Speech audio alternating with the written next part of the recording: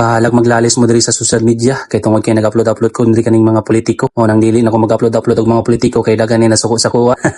Bitaw man saya ko ara mo gibinuangan ha namin diri karon paingon mi didto kay mamista lagi mi. Amuan na lang pod giapitan ng litson na 5 ka buok ug niapit mi diri ara nagpalit mig watermelon kaya mong dalhon didto kay murag layo man ug init pod sa panahon timing pod kayo ba ug lami pod di kaon. Unya nagistoryahay pod ning duwa na mati ra man pud ko sila. Daddy goes too fast, the watermelon's gonna fly and then it's gonna go to the road.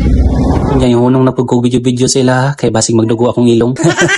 Bitaw mga chay taraw ba ni ko ninyo kay magtumito kay layo pa nga mga tuwan kita mga tunga balay mga tuwa mga tuwan unya kung mamista mo po nagtra mo ha kay grabe ra ko diri kasayo ng dalan no tanawa ninyo bisag unsa yun kalisod atuon yun nato ni para makatilaw tag litson ba diri na lang pud ko ni sakay para makabidyo-video po sa gawas para na ako'y ma-upload sa social media bahalag man nakita kong lobot basta makakaon ako litson.